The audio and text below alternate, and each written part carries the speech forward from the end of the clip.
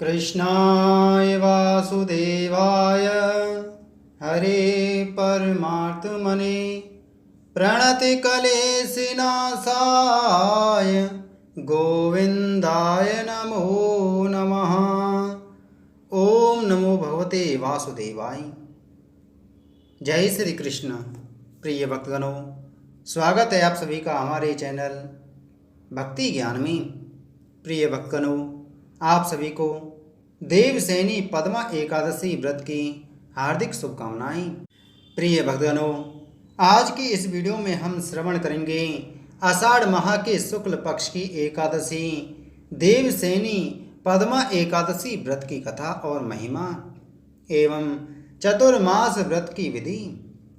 धर्मराज युधिष्ठिर ने कहा, हे जनार्दन, अब आप आषाढ़ माह के शुक्ल पक्ष की एकादशी का नाम बतलाएं और उस दिन कौन से देवता की पूजा होती है, उसकी विधि क्या है तथा उसकी व्रत कथा भी विस्तार से बतलाएं। जनार्दन बोले, हे धर्मराज, एक बार नारद ऋषि ने भी श्री ब्रह्मा जी से यही प्रश्न पूछा था। तब ब्रह्मा जी ने बतलाया, हे नारद ऋषि, तुमने कलयुग में रहने वाले समस्त प्राणियों के लिए अति उत्तम प्रश्न पूछा है, क्योंकि यह एकादशी भी अन्य एकादशियों से श्रेष्ठ है। इसके उपवास के पुण्य प्रभाव से समस्त पाप भस्म हो जाते हैं। इसका नाम पद्मा एकादशी है। इसके व्रत करने से विष्णु भगवान प्रसन्न होते हैं। मैं एक प्राचीन कथा कहता हूँ, अतः धैर्य पूर्वक और मन लगाकर इसका श्रवण करो। हे नारद, इस पद्मा एकादशी को ही भगवान विष्णु योग निद्रा में जाते हैं, शयन करते हैं। इसलिए इस एकादशी को देवसैनी एकादशी भी कहा जाता है। प्राचीन काल में सूर्य वंश में मानधाता नाम का एक राजा था। वह एक चक्रवर्ती राजा था। वह अपनी प्रजा का पुत्रवत पालन करता था। उसके राजकोष में अपार धन राशि थी तथा प्रजा भी धन धान्य से परिपूर्ण और धर्मपरायण एवं शांति से रहती थी। एक बार उसके राज्य में भीषण अकाल पड़ा। नदी नाले सूख गए, जमीन बंजर बन गई। प्रजा भी अन्न के अभाव में अत्यंत दुखी हो रहने लगी। यज्ञ आदि शुभ कार्य भी अकाल पड़ने से बंद हो गए। एक दिन प्रजाजन ने राजा से कहा, हे नरेश, सारे संसार की समृद्धि का आधार जल है, जो हमें वर्षा से प्राप्त होता है। वर्षा के न होने से हमारे राज्य में अकाल पड़ा है। अकाल के परिणाम स्वरूप प्रजा मर रही है। हे नरेश, आप इसका कुछ उपाय सुझाएं ताकि प्रजा का दुख दूर हो। इस पर राजा मानधाता ने कहा, हे प्रजाजनों, वर्षा न होने से प्रजा अत्यंत दुखी है। राजा द्वारा कभी भी किए गए दुष्कर्मों का परिणाम प्रजा को भी भोगना पड़ता है। परंतु बहुत सोच विचार के बाद भी मुझे अपना कोई दुष्कर्म याद नहीं आता है। मैं हृदय से आप लोगों का दुख दूर करने के लिए प्रयत्नशील हूँ। कुछ विचार करके राजा मानधाता विष्णु भगवान का पूजन कर राज्य के कुछ मुख्य जनों के साथ इस समस्या के हल के लिए वन की ओर चल पड़े। वन ऋषियों के आश्रम में घूमते हुए अंत में ब्रह्मा पुत्र ऋषि राज अंगिरा के आश्रम में जा पहुंचे। राजा अपने रथ से उतर अपने साथियों सहित आश्रम में जा पहुंचा। राजा ने अपने साथियों सहित ऋषि की चरण वंदना की और नमन किया। तब ऋषि ने राजा को आशीर्वाद देकर कुशल क्षेम पूछी। तदुपरांत वहां आने का कारण पूछा। राजा ने भी ऋषि राज को अपने राज्य में पड़े अकाल के बारे में विस्तार से बतलाया कि वहां 3 वर्ष से वर्षा नहीं हुई है, और कहा कि शास्त्रानुसार राजा द्वारा किए गए किसी दुष्कर्म के कारण ही जनता को दुख मिलता है। मैं धर्मानुसार राज्य करता हूँ, फिर भी यह अकाल कैसे पड़ा, इसका अभी तक मुझे पता नहीं लग सका। अब मैं आपके पास इसी संदेह की निवृत्ति के लिए आया हूँ। आप कृपा कर मेरे इस संदेह को दूर कीजिए और प्रजा के कष्ट दूर करने के लिए आप ध्यानस्थ हो पूर्व जन्म में मेरे द्वारा किए गए दुष्कर्मों को बतलाएं और उनको दूर करने का उपाय भी सुझाएं। यह जानकर ऋषिराज बोले, हे नरेश, यह सर्वश्रेष्ठ सतयुग है। सतयुग में धर्म के चारों चरण मिले होते हैं, अतः वेद शास्त्र पठन पाठन का अधिकार इस युग में केवल ब्राह्मणों को होता है। परंतु आपके राज्य में एक शूद्र भी तपस्या में लीन है।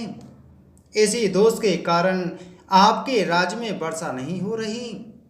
यदि आप उसका वध करवा दें तो अकाल का संकट टल जाएगा और प्रजा भी खुशहाल हो जाएगी।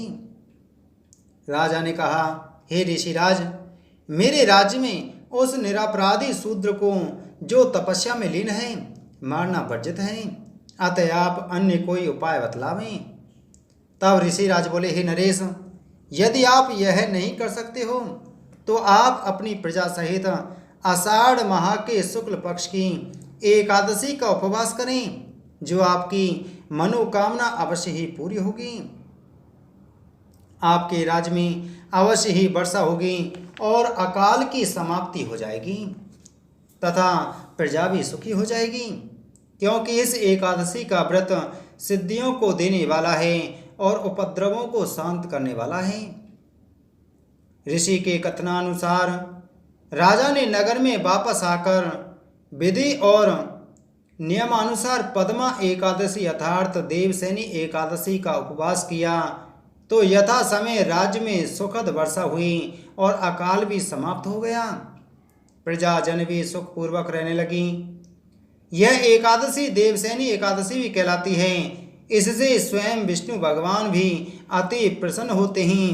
मोक्ष गति पाने की कामना करने वालों को इस एकादशी का उपवास अवश्य करना चाहिए।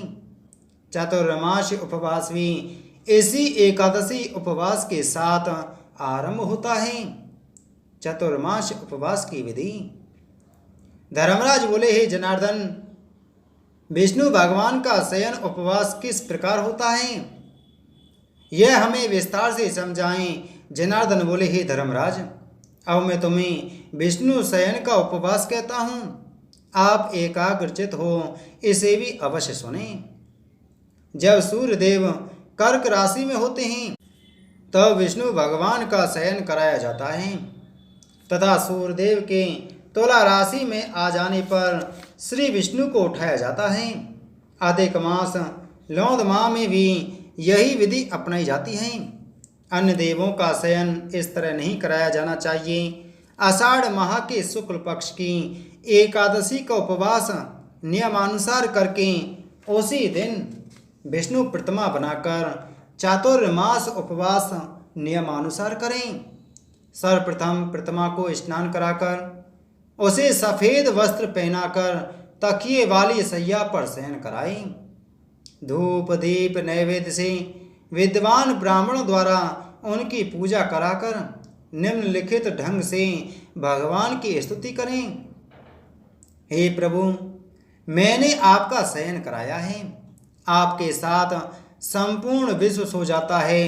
इस तरह विष्णु भगवान के सामने हाथ जोड़कर प्रार्थना करनी चाहिए कि हे भगवान, आप जब अपने 4 माह के शयन काल में मेरे चातुर्मास उपवास को विघ्न रहित संपन्न कराएं। विष्णु स्तुति के बाद पवित्र भाव से दातुन आदि का नियम ग्रहण करें। विष्णु भगवान के उपवास के 5 काल बतलाए गए हैं। देवसेनी एकादशी से देवठान एकादशी तक चतुर्मास उपवास को रखना चाहिए। द्वादशी, पूर्णमासी, अष्टमी तथा संक्रांति से उपवास शुरू करें तथा कार्तिक माह के शुक्ल पक्ष की द्वादशी को उपवास समाप्त कर देना चाहिए। इसके उपवास से सारे पापों का नाश हो जाता है। प्रतिवर्ष यह उपवास करने वाली सूर्य तेज समान प्रकाशवान विमान पर आरूढ़ होकर विष्णु धाम जाते हैं। हे नरेश, अब आप इसके लिए दिए जाने वाले दान का अलग अलग फल सुने। देव मंदिर में अनेक प्रकार के रंगीन बेल बूटे बनाने वाले की आने वाली 7 पुस्तों तक ब्राह्मण योनि प्राप्त होती है। चातुर्मास की अवधि में विष्णु भगवान को दही, दूध, शक्कर, शहद और मिश्री से स्नान कराने वाले को वैभव प्राप्त होता है तथा वह अनंत सुखों का उपभोग करता है।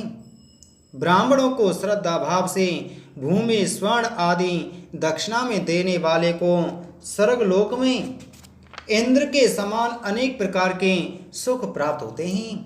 विष्णु भगवान की स्वर्ण प्रतिमा बनाकर उसकी धूप, दीप, नैवेद्य आदि से पूजा करने वाले को इंद्रलोक में अक्षय सुख की प्राप्ति होती है। चातुर्मास में विष्णु भगवान को तुलसी जी अर्पण करने वाले को मरणोपरांत विष्णुदूत स्वर्ण विमान में बिठलाकर विष्णु धाम को ले जाते हैं। विष्णु मूर्ति की धूप दीप से पूजा करने वाले को असंख्य धन की प्राप्ति होती है। इस एकादशी से कार्तिक माह के अंत तक विष्णु पूजन करने वाले को भी अंत में विष्णु धाम ही मिलता है। चातुर्मास में संध्या के समय देवों तथा ब्राह्मणों को दीपदान देने वालों को तथा ब्राह्मणों को स्वर्ण पात्र में रखकर वस्त्र दान में देने वालों को भी मरणोपरांत विष्णु धाम मिलता है। भक्तिभाव से प्रभु के चरणामृत को जो मनुष्य लेते हैं वे भी आवागमन के चक्र से मुक्ति पाकर अंत काल में मोक्ष गति पाते हैं। विष्णु मंदिर में 108 बार गायत्री मंत्र जपने वाले भी पापों में आसक्ति नहीं होती। प्राण तथा धर्म शास्त्रों को श्रवण करने वाले तथा वेद पाठी ब्राह्मणों को जो मनुष्य वस्त्र और दान दक्षिणा देते हैं वे धनी, ज्ञानी तथा कीर्तिवान बनते हैं। शिव का स्मरण करने वाले व अंत में शिव प्रतिमा का दान करने वाले मनुष्य पाप रहित हो गुणी बनते हैं। सूर्योदय के समय अर्घ चढ़ाने वाले व सूर्यास्त पर गोदान करने वाले जीवन भर स्वस्थ रहते हैं तथा कीर्ति, धन तथा बल के स्वामी होते हैं। चातुर्मास के आरंभ में गायत्री मंत्र द्वारा तुलसी होम करने वाले और उसकी समाप्ति पर तिल दान करने वाले के सारे पाप जलकर राख हो जाते हैं तथा वह निरोगी कायावान होता है। उसकी संतान भी स्वस्थ, आज्ञाकारी एवं सुपात्र होती है। इसी प्रकार चातुर्मास के शुरू में अन्न से होम करने वाले तथा समाप्ति पर घी, घड़ा और वस्त्र का दान करने वाले ऐश्वर्यशाली होते हैं और अतुल संपत्ति के मालिक व धनवान होते हैं। तुलसी धारण करने वाले और अंतकाल में विष्णु भगवान के लिए ब्राह्मणों को दान देने वाले भी विष्णु धाम को जाते हैं। चातुर्मास में विष्णु भगवान के शयन के बाद उनके मस्तक पर प्रतिदिन दूब चढ़ाने वाले और जो अंत में सोने की दूर्वा दान करते हैं तथा दान देते समय यह स्तुति करते हैं कि हे दुर्वे, जैसे तुम इस पृथ्वी पर अपनी शाखाओं सहित फैली हुई हो, ठीक वैसे ही अजर अमर संतान मुझे दो। ऐसा करने वाले मनुष्य को भी पाप मुक्ति के पश्चात मरणोपरांत स्वर्ग लोक प्राप्त होता है। शिव जी अथवा विष्णु भगवान के मंदिर में जो गान करते हैं उन्हें रात्रि जागरण का पुण्य प्राप्त होता है। चातुर्मास उपवास करने वालों को अच्छी ध्वनि करने वाला घंटा दान में देना चाहिए तथा यह प्रार्थना करनी चाहिए, हे प्रभु, हे जगतपति, आप पापों को समूल नष्ट करने वाले हो। मेरे योग्य कार्यों अथवा अयोग्य कार्यों से जो पाप जन्मे हैं उन्हें आप समाप्त कर दें। चातुर्मास उपवास में जो प्रतिदिन चरणामृत पीते हैं वे सब पापों से मुक्त हो आयुष्मान तथा धनवान होते हैं। चातुर्मास उपवास की समाप्ति के बाद गौदान अवश्य करना चाहिए। यदि यह संभव न होता तो वस्त्र दान करें। ब्राह्मणों को प्रतिदिन नमन करने वाले का जीवन सफल बनता है और वह सब पापों से मुक्त हो जाता है। चातुर्मास उपवास के पूरा हो जाने के बाद ब्राह्मणों को भोजन कराने वाला धनवान तथा दीर्घायु होता है। जो सुसज्जित कपला गाय को बछड़े सहित शास्त्र पढ़ने वाले ब्राह्मणों को दान में देता है, वह पुत्रवान, आयुवान व चक्रवर्ती सम्राट बनता है तथा प्रलय होने तक इंद्र की तरह देवलोक में शासन करता है। प्रतिदिन सूर्य देव तथा गणेश जी को नमन करने वाला लक्ष्मीपति बनता है तथा दीर्घायु होता है। गणेश जी के हर्षित हो जाने पर तो वह मनोवांछित फल पाता है।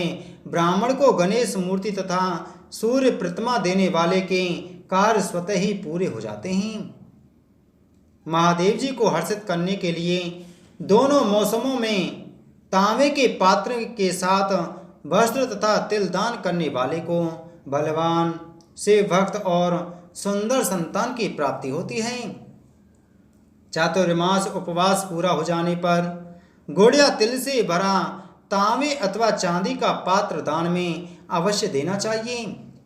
विष्णु भगवान के शयन काल के पश्चात सामर्थ्यानुसार वस्त्र तथा तिल के साथ स्वर्ण दान में देने वाला सब पापों से मुक्त हो इस लोक में अनंत सुखों का उपभोग कर अंत काल में मोक्ष गति पाता है। चातुर्मास उपवास के समाप्त होने पर जो सैया दान में देते हैं उन्हें अक्षय सुख मिलता है और वे कुबेर के समान धनवान होते हैं। वर्षा काल में गोपी चंदन देने वाले पर प्रभु सदैव ही हर्षित रहते हैं।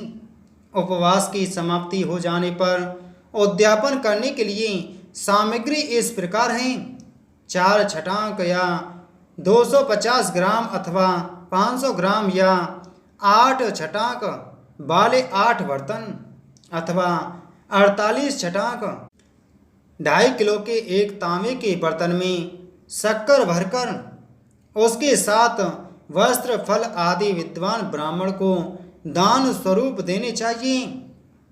शक्कर सहित तांबे का बर्तन सूर्यदेव को अति प्यारा लगता है।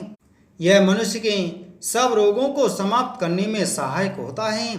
इस दान के पुण्य प्रभाव से शक्तिशाली कीर्तिवान संतान पैदा होती है। हे धर्मनंदन, चातुर्मास उपवास करने वाला प्राणी गंधर्व विद्या में निपुण और स्त्रियों द्वारा बहुत अधिक चाहा जाता है। चातुर्मास उपवास काल में ब्राह्मणों को शाक, फल आदि दान स्वरूप देने वाला या जो शक्ति अनुसार वस्त्र व दान दक्षिणा देने वाला सुखवान राजयोगी बनता है।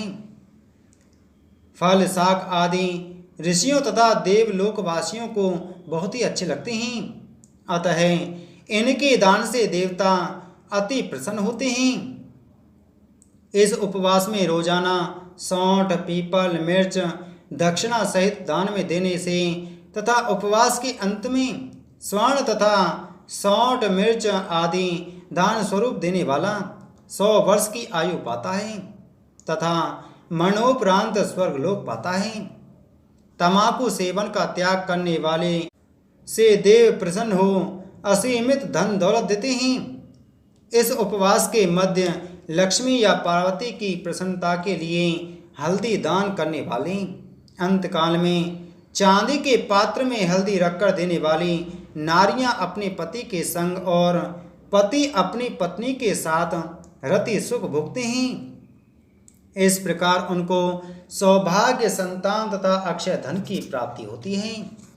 वे इंद्रलोक में वंदित किए जाते हैं। इस उपवास में शिव पार्वती की पूजा करने वाले तथा जो स्वर्ण, दक्षिणा तथा वस्त्र का दान करते हैं तथा उपवास के आरंभ में जो शिवलिंग स्थापित कराते हैं, ब्राह्मणों को स्वादिष्ट भोजन देते हैं, उन्हें संपत्ति और कीर्ति मिलती है और वे मृत्युलोक में असंख्य सुखों का उपभोग कर अंत में शिवलोक मोक्ष पाते हैं।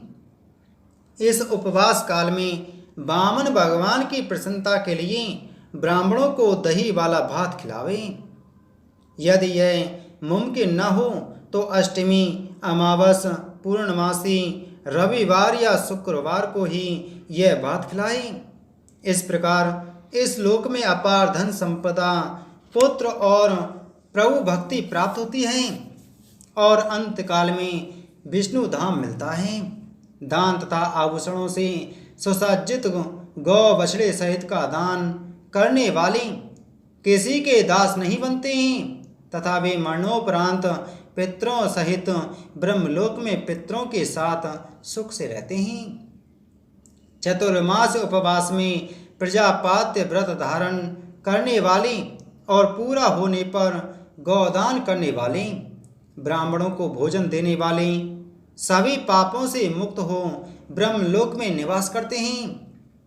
इस उपवास में वस्त्र व बैलों के साथ 8 हल दान करने वाला तथा शाक मूल फल को आहार स्वरूप लेकर पयोव्रत धारण करने वाले तथा देह छोड़ते समय जो दुधार गौ का दान करते हैं वे भी परम धाम विष्णु धाम जाते हैं। गर्मी सर्दी में केले और पलाश के पत्तों पर भोजन करने वाली और कांसे के बर्तन के साथ वस्त्र दान करने वाली मृत्यु लोक में अनेक प्रकार का सुख पाते हैं।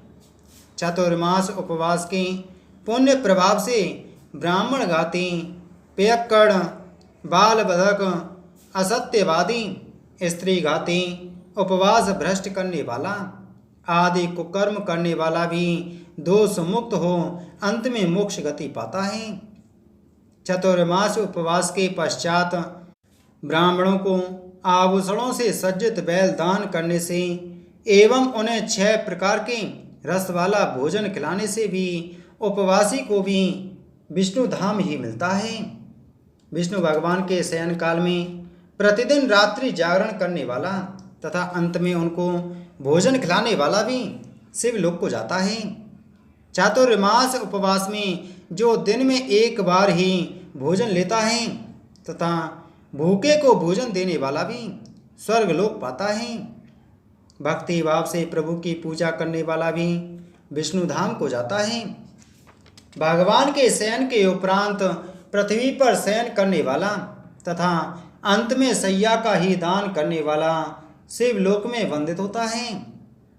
इस उपवास काल में जो स्त्री से मैं तो नहीं करता वह लक्ष्मीपति, बलशाली और यश पाता है तथा मरणोपरांत वह भी स्वर्गलोक को पाता है। इस उपवास काल में श्रेष्ठ चावल या जौ दान करने वाला भी स्वर्गलोक में पहुंचता है। चातुर्मास उपवास काल में जो देह में तेल नहीं लगाता है तथा अंत में जो तेल से भरा कांसे या मिट्टी के पात्र का जो दान करता है वह भी भगवान विष्णु के लोक को जाता है। उपवास के मध्य शाक नहीं खाने वाला तथा अंत में वेद पढ़ने वाले ब्राह्मण को 10 किस्म के शाक देता है वह शिवलोक में प्रसिद्धि पाता है। इस उपवास काल में गेहूं का जो त्याग करता है तथा जो स्वर्ण दान में देता है उसे अश्वमेघ फल की प्राप्ति होती है और यही फल इंद्रिय दमन करने वाले को मिलता है। श्रावण माह में जो शाक, भाद्रपद में दही, क्वार यानी आश्विन माह में दूध, कार्तिक माह में दाल को जो त्याज्य समझकर उसका सेवन नहीं करते हैं वह जीवन भर निरोगी रहते हैं। स्नान के पश्चात इस पूजन करने वाले भी प्रभु के लोक में ही जाते हैं। चातुर्मास उपवास काल में खट्टी अथवा कड़वी वस्तुओं को छोड़ने वाले सब प्रकार की दुर्गंध से मुक्त हो स्वर्गलोक के अधिकारी होते हैं। इस उपवास काल में चंद्रायण उपवास करने वाले भी स्वर्गलोक ही जाते हैं। इस उपवास में केवल दूध पर ही रहने वाले को वंश महाप्रलय के अंत तक चलता रहता है। भगवान के शयन से जागने वाले दिन से ब्राह्मणों को वस्त्र, भोजन तथा पैसा दान में देना चाहिए। ये समस्त दान विद्वान तथा वेदों को पढ़ने वाले ब्राह्मणों को ही देना चाहिए। चोरी, पियक्कड़, असत्यवादी, पर स्त्रीगामी अथवा त्याज्य करने वाले ब्राह्मण को दान देने से उल्टा ही फल मिलता है, वे नरकगामी होते हैं। बोलो एकादशी महत्तम की जय। बोलो विष्णु भगवान की जय।